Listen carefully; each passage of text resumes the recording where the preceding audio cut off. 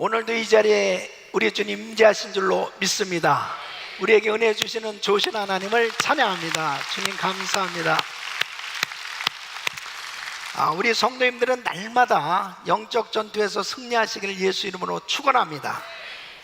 성경을 통해서 승리의 비결을 배우고 있습니다.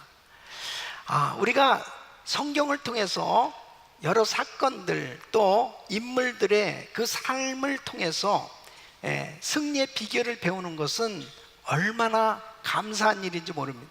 그 이유는 우리는 정말 짧은 한평생을 사는 그런 연약한 인생들입니다.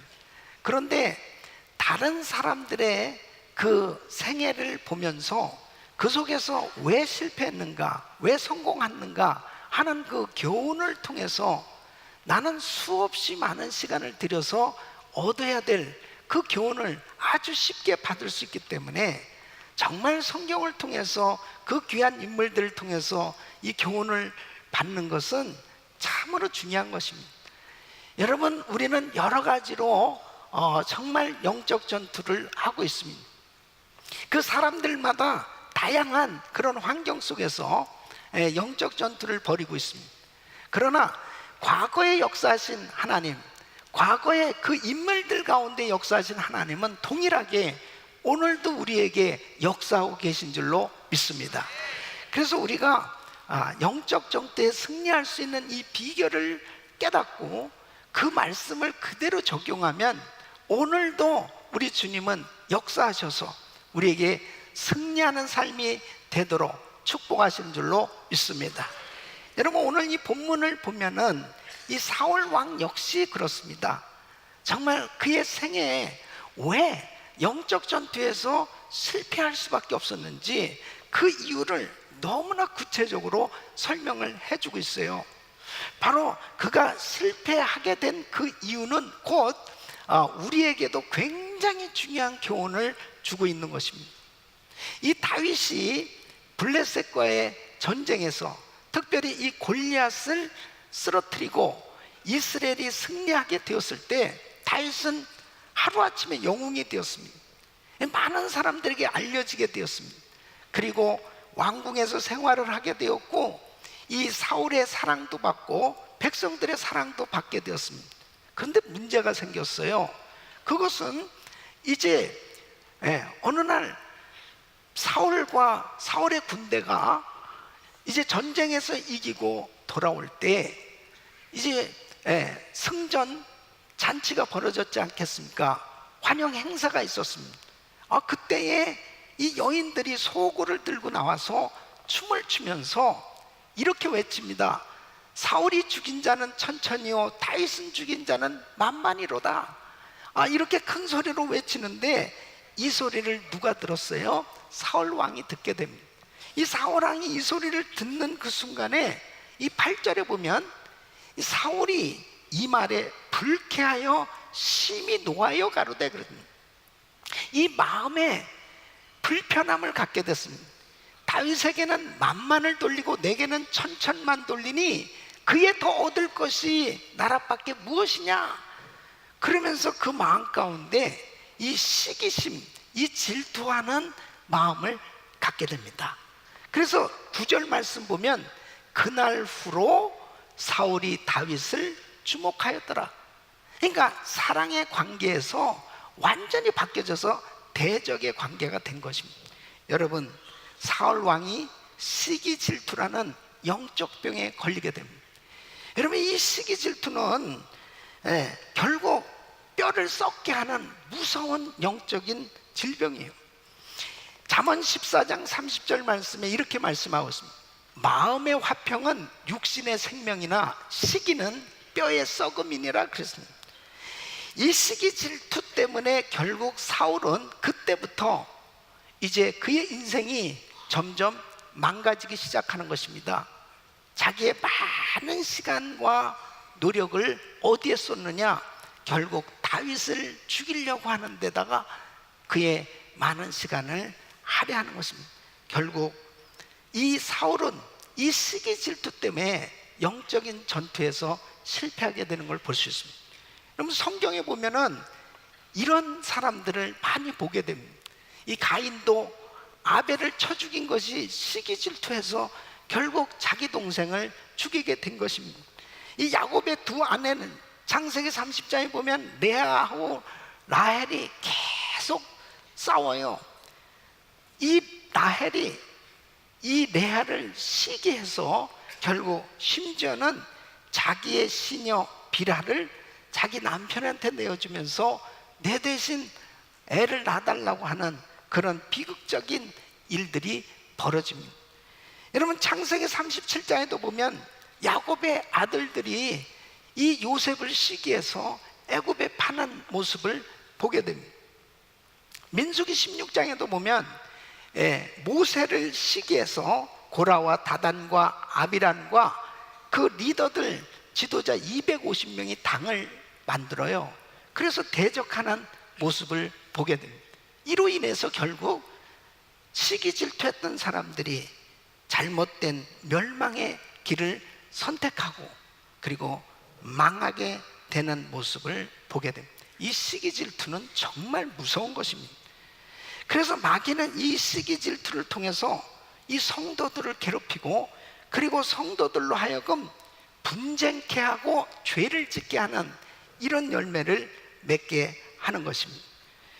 여러분, 질투의 임상학이라고 하는 책을 쓴 이 화이트 박사는 이혼한 부부들을 조사해 보니까 30%가 이 질투 때문에 갈라섰다는 것입니다. 그리고 미국에서 많은 사건들이 벌어지는데 그 범죄한 그 이유 가운데 보면 20%는 질투심 때문에 발생했다고 하는 것입니다. 여러분, 이 시기와 질투는 건강한 인생을 만들지 못합니다. 병들게 만드는 거예요. 그리고 결국 그의 인생을 무너지게 만드는 결정적인 요인이 되는 걸 볼 수 있습니다. 이게 사탄 마귀는 이 시기 질투라고 하는 함정을 통해서 그 덫을 놓고 그리고 결국은 무너지게 만드는 것입니다. 그러니까 사실 사람들이 이 시기 질투를 무슨 죄라고 생각하지 않거든요. 이 시기 질투하는 것은 하나의 그냥 당연한 감정이라고 생각을 하기 때문에 이 영적 전투에서 백전백패하는 것입니다. 이 질투, 이 버낫 맨더빌이라는 사람은 이런 얘기를 했어요. 한 번도 남을 시기하지 않을 만큼 정신적으로 성숙한 사람이 있다고 나는 믿지 않는다. 그러나 나는 지금까지 자신도 그런 적이 있다고 솔직하게 시인하는 사람을 만나지 못했다라고 말합니다. 왜냐하면 이 시기 질투라고 하는 것은 어떤 면에서 보면 이 정직하지 못한 묘한 감정을 만들어요. 그래서 사람들은 자기가 뭐 시기 질투 하고 있으면서도 시기 질투하고 있다라고 그런 것들을 표현하는 사람은 거의 없습니다. 그러니까 사탄이 아주 교묘하게 이 시기 질투라고 하는 것을 가지고 이제 함정을 파는 거죠. 여기에 이 덫에 걸리면 영락없이 무너지는 것입니다. 이 덫에 걸린 사람이 바로 사울 왕이에요. 잘 나갔었는데 이 다윗에 대해서 시기하는 마음, 질투하는 마음을 갖게 되면서 결국 무너지기 시작한 것입니다. 우리 사랑하는 성도 여러분, 정말 우리가 신앙생활 하면서 이렇게 시시때때로 여러 가지 형태로 우리에게 마귀는 함정을 놓고 덫을 놓고 넘어뜨리려고 이렇게 역사하고 있는데, 오늘 이 본문 말씀을 통해서 다시 한번 왜 시기 질투하게 되는지, 이 시기 질투를 어떻게 하면은 이 피하고 이 시기 질투의 함정에서 탈출하고 또 이 시기 질투를 사용하는 이 마귀의 이 무기를 무기력화시키고 승리할 수 있는지, 이 부분에 대해서 오늘 말씀을 들으실 때 여러분 마음 가운데 다시 한번 성령으로 조명해 보시고, 시기 질투가 있다면 말씀을 듣는 가운데 다 해결될 수 있기를 예수 이름으로 축원합니다. 그래서 이 시기 질투가 싹 없어져야 돼. 그럴 때 영적 전투에서 승리할 수 있는 것입니다. 자, 그러면 시기 질투는 왜 하게 되느냐 하는 것입니다. 여러분, 시기 질투, 이 시기심을 극복하려면 정확하게 시기에 대해서, 질투에 대한 정의를 바로 이해하는 것이 중요한 것입니다.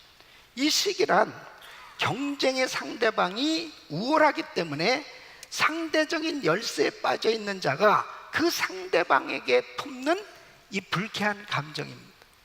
그러면 질투는 뭐냐? 이러한 불쾌감이 삼각관계 가운데서 나타나는 거예요.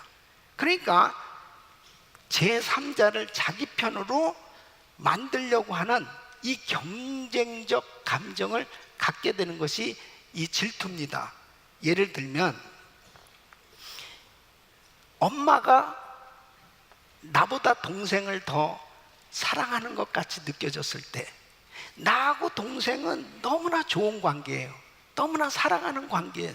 근데 어느 날 엄마가 나보다 동생을 더 사랑하는 것으로 느껴지면 그때부터 질투심이 생겨집니다. 그러니까 제3자가 끼어들면 질투라고 하는 것이 나타나기 시작하는데, 서로 애인 관계다, 친구 관계다, 서로 너무나 좋은 사이예요. 좋은 사이인데 나보다 이 친구가 다른 사람을 더 가까이 하거나 더 좋아한다라고 여겨졌을 때 이 마음에 묘한 생각이 드는 것입니다. 그것이 바로 이 시기 질투심이 딱 생겨지기 시작하는 거예요. 예? 그러니까 사울이 처음부터 다윗에 대해서 그렇게 시기하고 질투하지 않았잖아요. 예? 이 다윗이 승리했을 때 너무나 기뻐했습니다. 그래서 절대 너네 집에 가지 말고 이제 이 왕궁에서 같이 머물자, 살자, 그러면서 그렇게 좋아했습니다. 그리고 그때 당시 뭐 다윗이 한 17, 18 정도 됐잖아요. 그러니까 이 다윗을 높여서 또 군대장까지 그렇게 직분까지 줘가면서 세워줬단 말이에요. 그런데 하여튼 여자들이 문제, 여자들이 이 환영 행사 때 이 여자들이 막 춤을 추면서 사울이 죽인 자는 천천히요, 다윗이 죽인 자는 만만이다, 이것을 조용하게 얘기했습니다.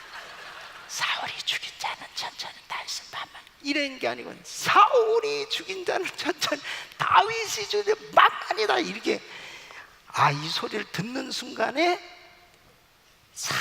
이 마음에 이 시기 질투가 생겨진 거예요.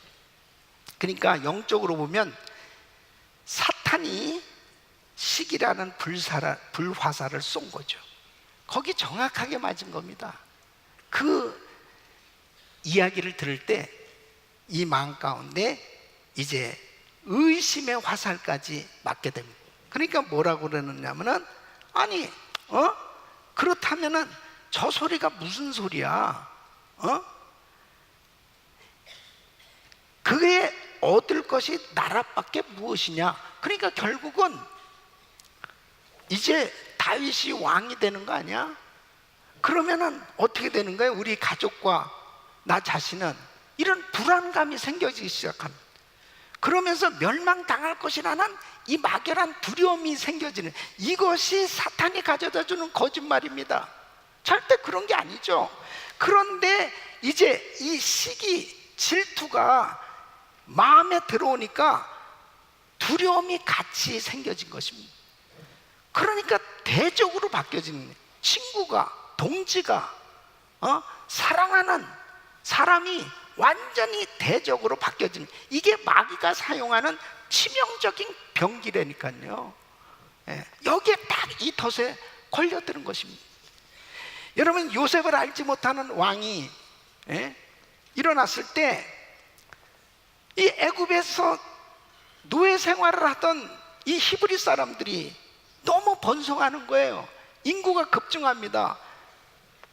강해지기 시작하니까 출애굽기 1장 10절에 보면 이렇게 이야기합니다. 자, 우리가 그들에게 대하여 지혜롭게 하자. 두렵건대 그들이 더 많게 되면 전쟁이 일어날 때에 우리 대적과 합하여 우리와 싸우고 이 땅에서 갈까 하노라. 뭐예요?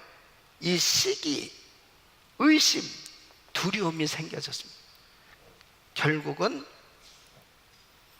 사내가 태어나면 다 죽이기 시작합니다. 이것은 하나님 앞에 무서운 죄를 짓기 시작합니다. 나중에 애굽은 결국 하나님의 심판을 받게 되는 걸 볼 수 있습니다. 우리 예수님이 이 땅에 오실 때도 마찬가지. 이 헤롯 왕이 들었습니다. 그리스도 이스라엘의 왕으로 나신 이가 어디 계시뇨? 그분을 경배하러 왔노라. 이야기를 들었을 때 이 시기심이 생겨집니다. 질투심이 생겨졌습니다. 그래서 베들레헴에 당시에 사내로 태어난 아이들 2살 아래의 그 아이들 다 죽이는 겁니다. 참 기가 막히죠. 여러분, 이 시기 질투는 정말 무서운 거예요. 이 무서운 병입니다. 그래서 결국 자기도 파멸하고 남도 파멸시키는 거예요. 그 공동체에 시기 질투하는 사람들이 있으면은 그 공동체는 제대로 세워질 수가 없어요. 그래서 우리는 이 시기 질투에서 탈출해야 돼. 이 시기 질투의 덫에 걸려들으면 안 돼요. 이것을 잘 분별하고 오늘 혹시라도 이런 부분이 있다면은 이것을 깨끗이 정리할 수 있기를 예수 이름으로 축원합니다. 여러분, 시기 질투심은 인간이 육신 안에 거하는 동안은 흔히 느낄 수 있는 감정이에요. 이 시기 질투를 한 번도 경험해 보지 않았다 그런 사람은 거의 없을 것입니다. 왜 그러냐면은 이 시기심 질투심이 멀리 있는 사람, 나하고 전혀 무관한 사람에게 느끼는 감정이 아닙니다. 가장 가까이 있는 사람에게 느끼는 거예요. 그것이 우리 가정에서, 또 내가 다니는 직장에서, 그리고 교회 안에서 정말 가깝게 지내는 사람들을 통해서 갖게 되는 것이 이 시기심 질투심입니다. 그러니까 회사원이 자기 동네에 마켓 잘 되는 이 마켓이 잘 된다고 그래서 시기 질투하지 않습니다. 예를 들어서 옷가게를 하는 사람이 농사 짓는 사람이 농사가 잘 됐다고 그래서 시기 질투하지 않아요. 보면은 꼭 경쟁업체, 같이 같은 업종에 일하는 사람들, 이렇게 가깝게 지내는 사람들, 부부관계, 애인관계, 친구관계, 동종의 일을 하는 사람들, 가장 가까운 데서 같이 지내는 사람들을 통해서 꼭 발생하는 것이 시기 질투입니다. 그러니까 먼 데서 시기 질투하는 일들이 생겨지는 게 아니고 우리 가운데 이런 일들이 생겨진다니까요. 그래서 사탄이 다른 방법을 사용하지 않고 가까운 사람에게는 이 시기 질투라고 하는 이 덫을 놓는 거죠. 그래서 이 시기 질투에 딱 걸리면 영적으로도 병들게 되고 정신적으로도 병들게 되는 모습을 보게 됩니다. 여러분, 얄미운 년 시리즈가 있습니다. 얄미운 년 시리즈. 10대는 얼굴도 예쁘고 공부도 잘하는 얄미운 년. 20대는 성형수술을 했는데 티도 안 나는 얄미운 년. 30대는 학교 다닐 때 공부도 못하고 별별 일 없이 그렇게 지냈는데 남편 잘 만나가지고 놀고 먹는 얄미운 년. 40대는 골프 치고 뭐 놀러 다니고 그러는데 애들은 아이비리그 인류대학에 척척 들어가는 얄미운 년. 50대는 많이 먹어도 살이 안 찌는 얄미운 년. 60대는 신랑이 밥 해주고 설거지 해주고 청소까지 해주는 그런 남편을 둔 얄미운 년. 70대는 신랑이 돈 많이 벌어놓고 유산을 많이 남겨놓고 죽은 남편이 있는 얄미운 년. 80대는 없어요. 80대는 다 평준합니다. 평준 80, 90은. 이 얄미운 년 시리즈가 버전이 여러 가지가 있어요. 자, 이런 게 왜 생겨졌을까요? 이런 게 생겨진 이유가 뭐냐면 육신의 정욕대로 사는 세상에 살기 때문에 사람들이 저마다 다 이웃을 보면서 비교하면서 생겨지는 겁니다. 아, 저 집, 저 사람은, 저 가정은, 이렇게 그 마음 가운데 은근하게 왜 나는 이렇게 부족하지? 왜 저 사람은 더 많이 가졌지? 이런 어떤 것들을 갖게 되는데, 여러분 보세요. 야고보서 3장 14절로 16절 보면, 그러나 너희 마음속에 독한 시기와 다툼이 있으면 자랑하지 말라. 진리를 거스려 거짓하지 말라. 이러한 지혜는 위로부터 내려온 것이 아니요 세상적이요 정욕적이요 마귀적이니, 시기와 다툼이 있는 곳에는 요란과 모든 악한 일이 있음이니라 그랬습니다. 그러니까 이 시기 질투의 생각을 방치하게 되면 요란한 문제가 생겨요. 악한 문제가 발생하게 돼 있습니다. 이 처음에는 상대방에 대해서 화가 나게 돼 있습니다.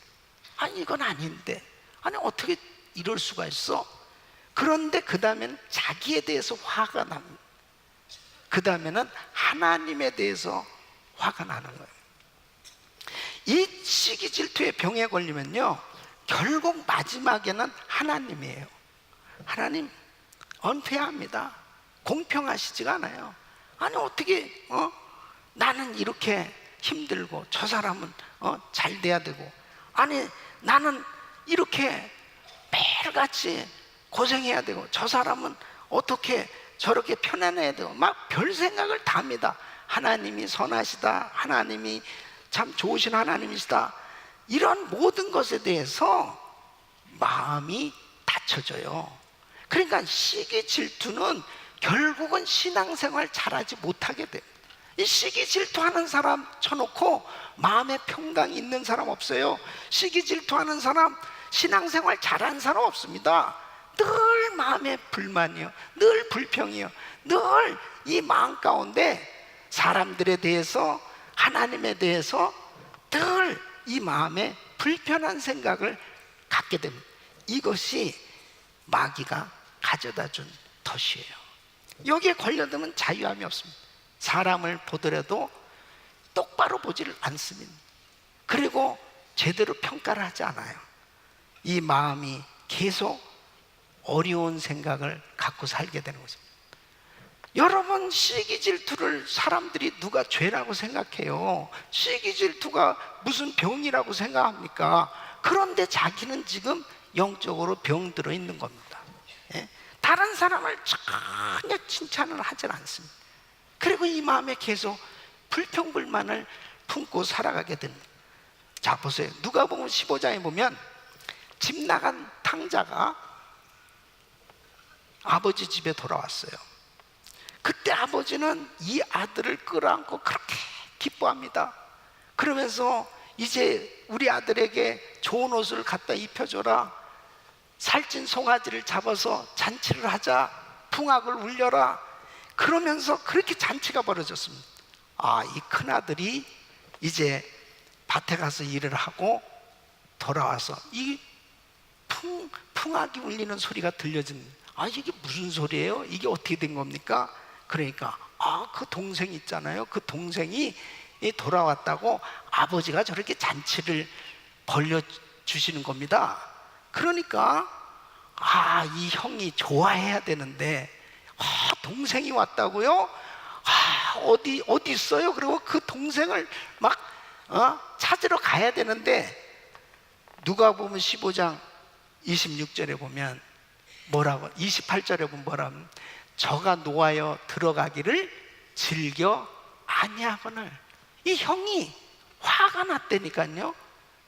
즐거워하면서 막 그 동생 만나려고 막 가는 게 아니에요. 그러니까 아버지가 나와서 야, 왜 그래?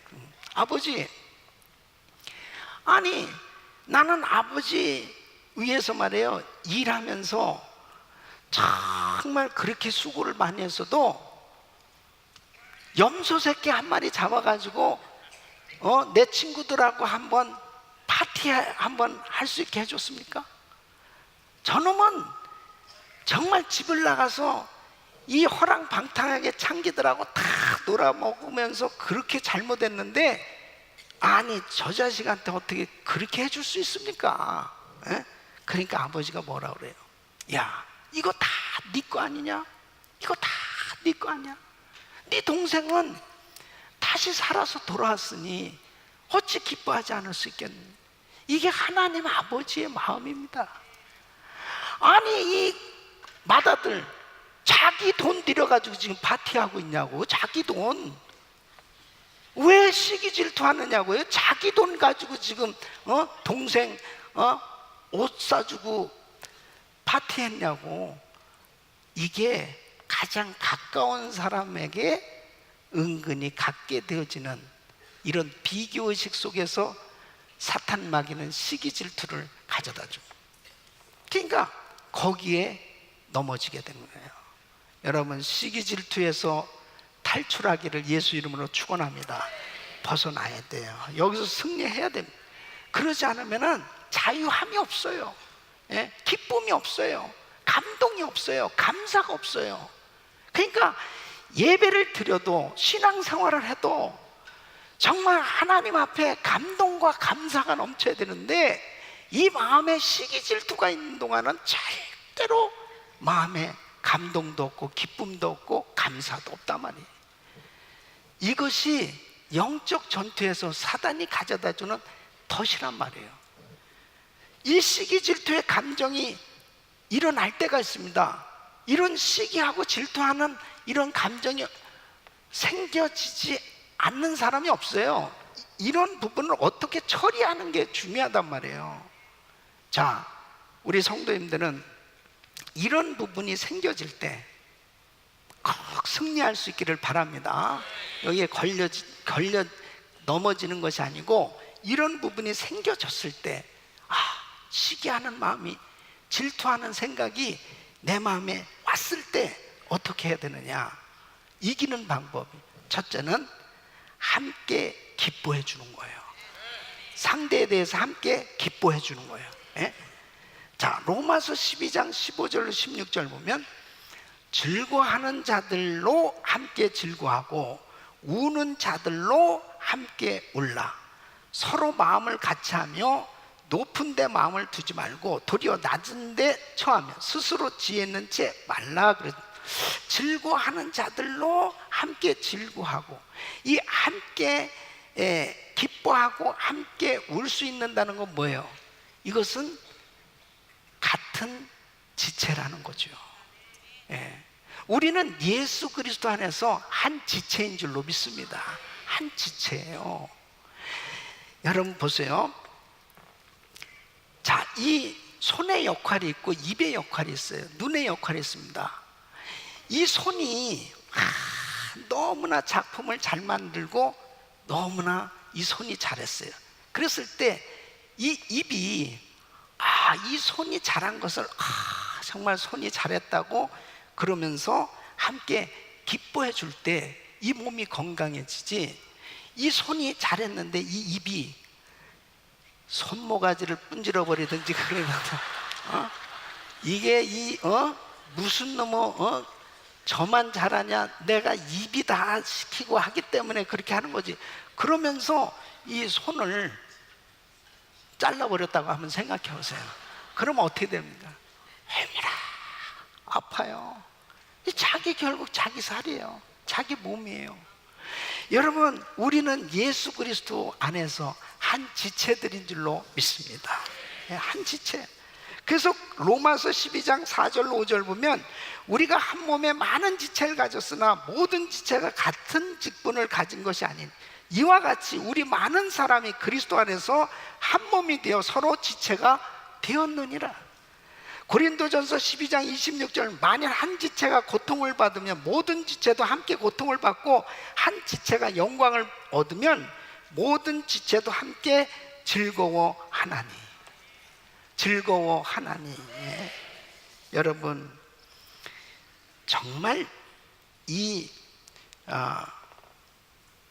요나단은 대단한 사람이에요. 사실 어떤 면에서 보면 사울 왕보다 요나단이 더 시기 질투를 해야 될 사람이에요. 왜냐하면 왕위가 자기가 다음 왕이 돼야 되는데, 아니 다윗이 왕이 된다면 어떡하겠어요? 그럼에도 불구하고 그렇게 이 요나단이 다윗을 사랑합니다. 그 이유가 뭐냐? 우리는 한 가족 아니냐 이거예요. 여러분, 우리 성도님들끼리 마찬가지예요. 우리 성도들끼리 한 가족이란 말이에요. 그러니까 서로 가족들이 잘 될 때 기뻐하고 감사하고 축하할 수 있어야 되는 거죠. 그게 건강한 감정이라니까요. 여러분, 한국 속담에 사촌이 땅을 사면 배가 아프다는 말이 있어요. 배가 살살 아프다. 살살이란 말은 내가 쓴 거고, 어쨌든 배가 아파요. 그럼 다른 사람이 잘 되면 왜 기뻐하기보다 배가 자꾸 아프냐 이거예요. 예? 이 토마스 아퀴나스는 질투에 대해서 이런 표현을 썼습니다. 질투란 다른 사람의 즐거움을 슬퍼하는 것이다. 예? 여러분은 어떻습니까? 다른 사람이 즐거워하고 다른 사람이 잘 됐을 때 슬프세요? 슬프다.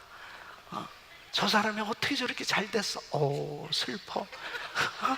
그것은 지금 질투심이 지금 충만한 겁니다. 시기심이 충만한 거예요. 그런데 왜 그렇게 됐느냐? 같은 지체라고 하는 것을 잊어버렸기 때문에 그래요. 우리는 그리스도 안에서 같은 지체이기 때문에 다른 형제가 잘 됐을 때 기뻐할 때 우리 몸이 건강한 거라니까요. 아멘. 그래서 이렇게 배가 아픈 이 증상을 빨리 없애버리는 방법이 뭐냐? 그 사람을 적극적으로 기뻐해 주는 거예요. 적극적으로 축복해 주는 거예요. 아멘. 자, 보세요. 사울이 지금 다윗이 누구냐고요? 다윗이 군대장입니다. 이 다윗이 누구냐고요? 자기 집안의 사위가 됐어요. 자기 딸을 줬잖아요, 미가를. 그래서 사위가 됐다고.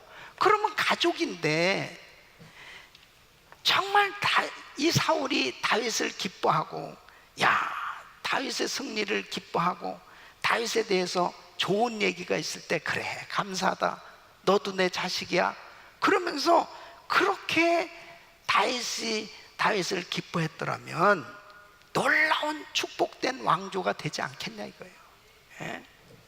여러분, 함께 기뻐해 줄 수 있기를 바랍니다. 우리 성도들이 잘 될 때 서로 기뻐해줘. 우리 성도들이 힘든 일이 있을 때 서로 같이 울어주고 같이 함께 할 수 있는 이 공동체가 되면 이 시기 질투가 싹 사라지는 거예요. 싹 사라지는 거예요. 아멘. 우리나라의 문제 중에 한 가지가 뭐냐면 지도자를 자꾸 끌어내리는 것입니다. 그러니까 함께 기뻐하고 함께 울고 같은 지체라고 하는 이 개념이 없을 때 문제예요. 결국은 나라가 계속 어려움에 처할 수밖에 없는 거예요. 각계 분야에 정말 좋은 지도자들이 계속 세워질 수 있으려면 잘한 것을 자꾸 기뻐하고 격려하고 세워줘야만 지도자가 세워질 수 있는 거예요. 아멘. 여러분, 미국이 이렇게 잘 되는 이유는 뭡니까? 대통령마다 다 잘했습니까? 그러나 대통령이 임기를 마치면 꼭 도서관을 세워줍니다. 그 대통령이 한 모든 업적들을 그대로 보존을 해요. 그걸 역사로 만들어가는 거예요.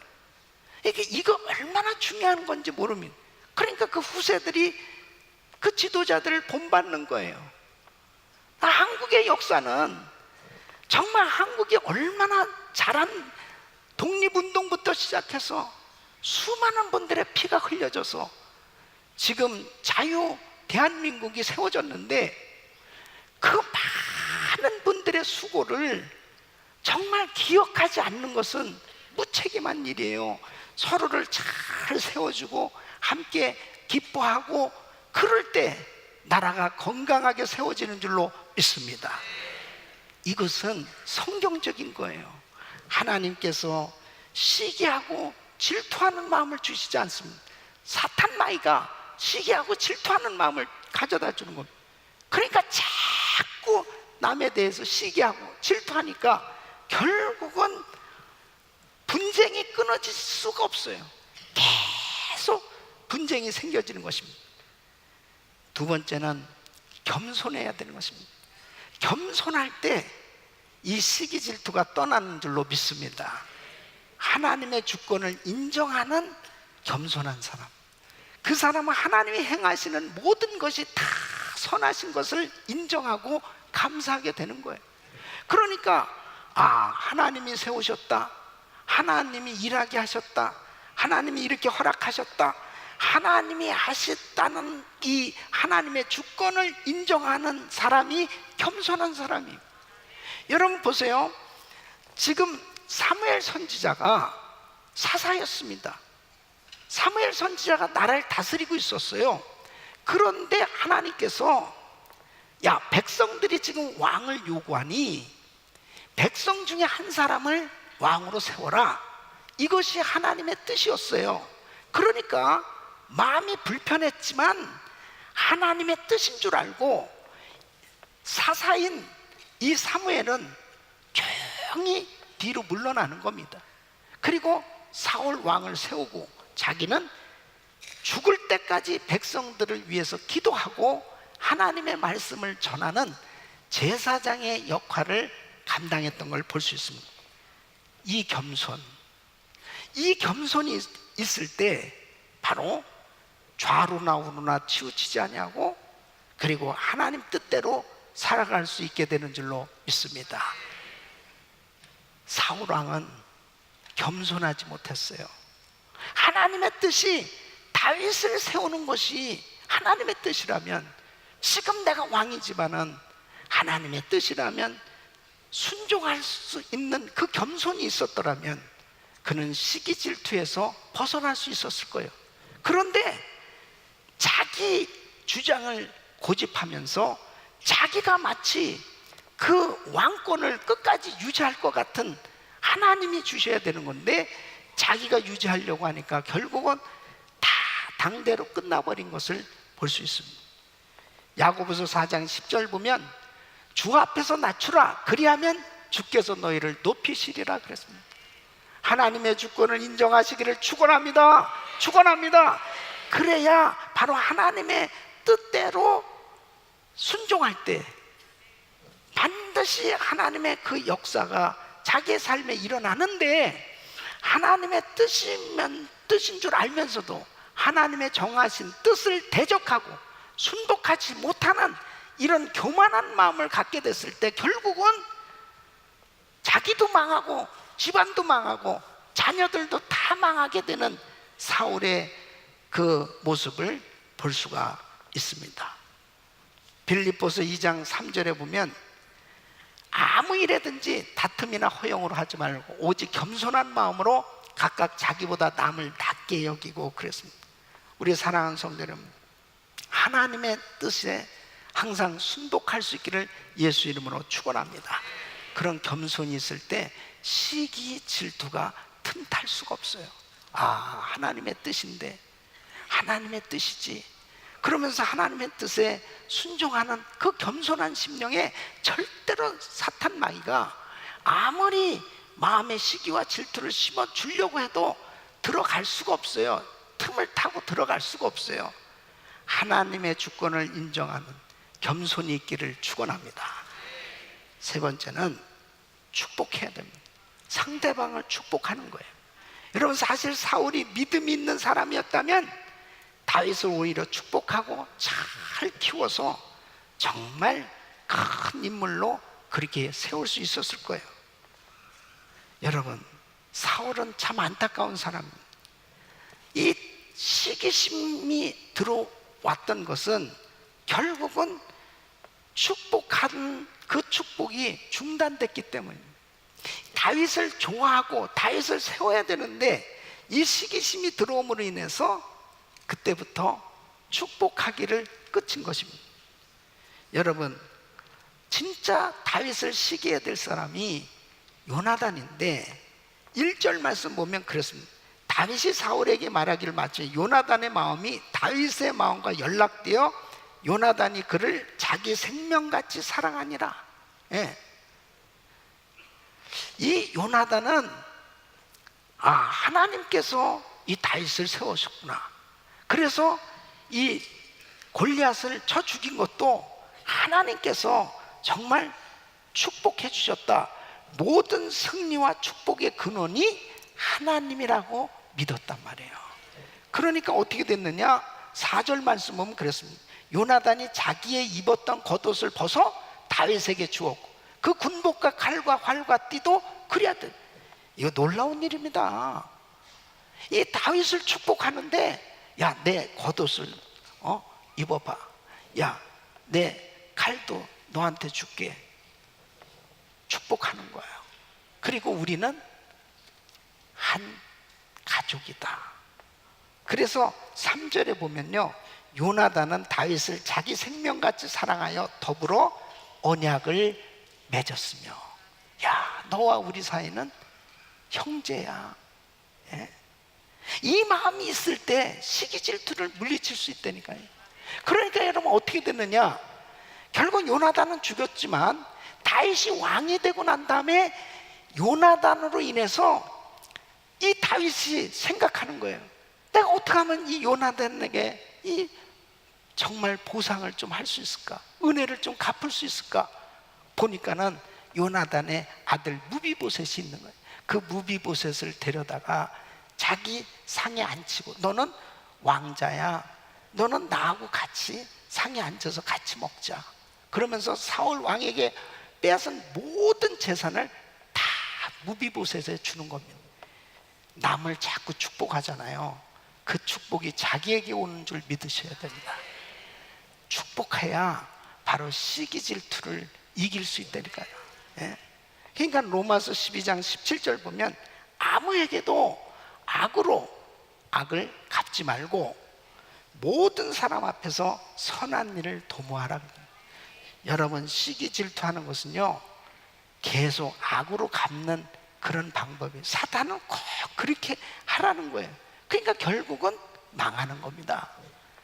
축복할 때 하나님께서 놀라운 은혜를 부어주셔서 정말 모두가 다 잘 될 수 있도록 그렇게 축복하는 그 사람에게 하나님은 시기와 질투를 물리치고 나도 축복된 인생으로 세워주시는 줄로 믿습니다. 여러분, 목사님들은 시기 질투가 있을까요? 없을까요? 어쩌면 그렇게 금방 얘기가 나옵니까? 그렇게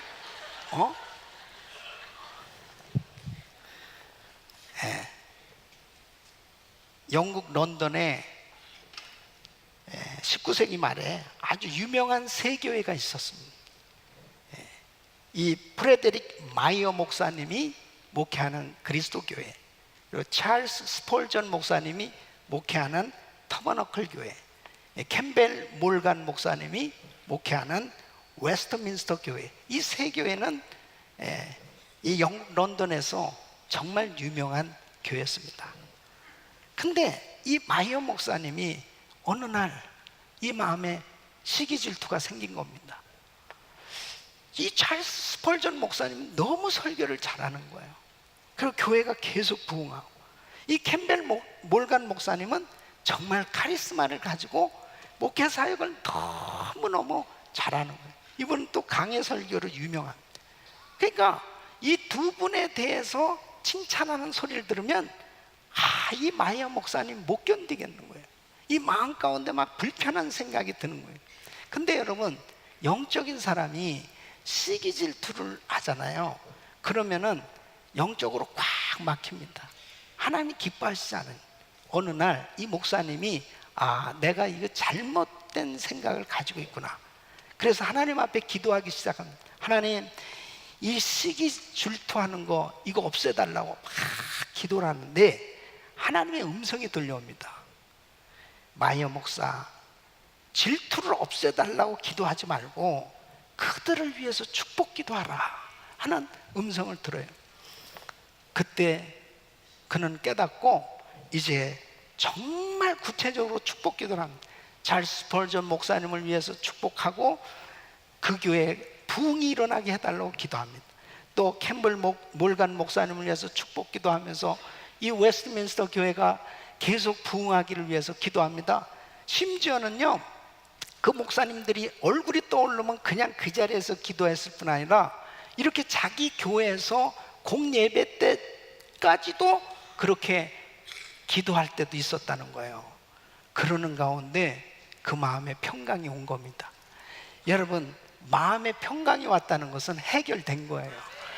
그 마음에 시기 질투하는 것이 사라졌을 때 이 세 목사님들이 친구같이 그렇게 가깝게 지내면서 당대에 정말 영국의 부흥, 또 이 런던의 복음화를 위해서 정말 귀하게 사역을 하게 됐고 세 교회가 다 크게 부흥했고, 여러분 이 마이어 목사님은 또 글 쓰는 은사가 있어요. 이분이 정말 쓴 책들이 얼마나 큰 영향력을 끼치게 되는지 모르는 것입니다. 여러분, 축복할 때 그 축복이 자기에게 오는 줄 믿습니다. 때로는 남이 잘 됐을 때 내 마음 가운데 불편하게 생각되어지는 이 부분이 분별이 안 되면 그냥 그것을 덥석 내 감정으로 받아들여서 지낼 때가 있어요. 그럴 때 영적으로는 그때부터 침체기에 빠지게 되는 것입니다. 여러분, 우리는 쉽게 세계 선교를 위해서 기도할 수 있습니다. 쉽게 나라를 위해서 기도할 수 있어요. 그런데 정말 우리 교회 내, 우리 가정교회, 또 우리 그룹에 나의 가장 가까운 성도들 가운데 나는 힘들고 어렵고 저 가정교회는 잘 되고 나는 정말 사역하기가 힘들고 어려운데 저 목회자는 잘 되고, 그렇게 가까운 사람들을 위해서 내가 힘들고 어려울 때도 정말 그분들이 잘 된 것을 기뻐하고 축복할 수 있느냐 이거죠.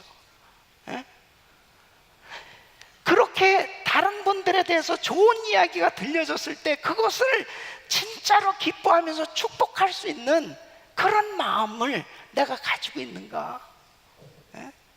만일 축복하고 기뻐하는 마음이 없다면 건강한 게 아니에요. 정상적인 신앙생활이 아니에요. 오늘날 얼마나 많은 교회들이, 얼마나 많은 크리스천들이 이 분쟁의 중심에 있게 되고 그런 어려운 일들이 생겨지는 이유를 보면 다른 게 아닙니다. 나하고도 상관없는 일임에도 불구하고 시기 질투하는 이 마음이 도사리고 있을 때, 그것이 결국 마귀가 분쟁의 불화살을 계속 쏘므로 인해 가지고 사회적인 문제가 생겨지고, 그리고 교회적인 문제가 생겨지고, 성도들 간의 분쟁이 생겨지고 어려움이 생겨지는 그런 모습을 보게 됩니다. 우리 사랑하는 성도 여러분, 만일 사울 왕이 다윗을 정말 축복했다면, 사울 왕이 정말 다윗의 잘한 일을 기뻐했다면, 그리고 바로 사무엘 선지자를 통해서 주신 말씀 그대로 이 다윗이 정말 기름 부음을 받아서 왕으로 세워지는 것이 하나님의 뜻이라고 믿었다면 이 시기 질투를 극복하고 승리하지 않았겠어요? 우리 사랑하는 성도 여러분, 왜 오늘날 대한민국의 문제, 한반도의 문제, 우리 미국의 문제, 지금 교회들마다의 문제, 이런 모든 문제는 멀리 있는 게 아닙니다. 바로 내 안에 시기 질투가 있을 때, 각 나라의 정상들에게도 마찬가지예요. 국수주의적으로 내 나라만 생각하는 자기 이기적인 그 마음 가운데 시기 질투하는 그 마음이 도사리고 있을 때 사탄은 영락없이 그 시기 질투라는 함정을 파고 그 덫을 놓고 결국 거기에 빠지면 앞이 보여지질 않습니다.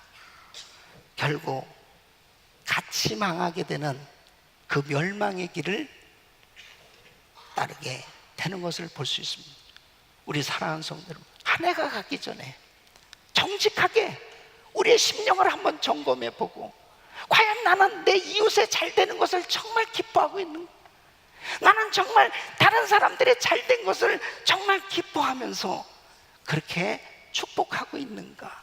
그렇지 못하다면 병들었구나, 문제구나. 우리는 진정으로 회개하고 하나님 앞에 다시 한번 우리의 심령이 우리 주님 뜻대로 상대방을 기뻐하고 칭찬하고 축복할 수 있는 그런 건강한 신앙이 되어야 될 줄로 믿습니다. 저는 오렌지 카운티에서 목회하면서 마찬가지, 저 한국의 교회, 저 유럽의 교회를 이야기하는 것은 쉽습니다. 그러나 진짜 우리 오렌지 카운티의 옆에 있는 교회들, 그 옆에 있는 교회들을, 옆에 있는 목회자들을 정말 축복하고 있는가? 예? 정말 이웃 교회들이 잘 되기를 바라는가? 그런 마음에, 내 마음이 만약 그런 마음이 없다면은, 여러분, 교계 생태계가 막 파괴되고 있는데 우리 교회 하나만 잘 된들 무슨 의미가 있겠습니까? 다 하나님의 교회가 잘 돼야 되는 것입니다. 예? 그래서 계속 우리는 정말 이웃 교회들을 축복하고, 그래서 우리는 계속 특세 기간에도 이웃 교회 목사님들을 초청해서 강사로 세우고, 그런 이유가 그겁니다. 저도 가서 말씀을 전하고, 하나님께서 이 공동체, 이 지역 공동체가 바로 우리 성도님들의 이웃이 바로 나의 가장 가까운 이웃이 바로 나라는 사실을 꼭 기억하고 이 공동체가 건강하게 세워질 수 있기를 예수 이름으로 축원합니다.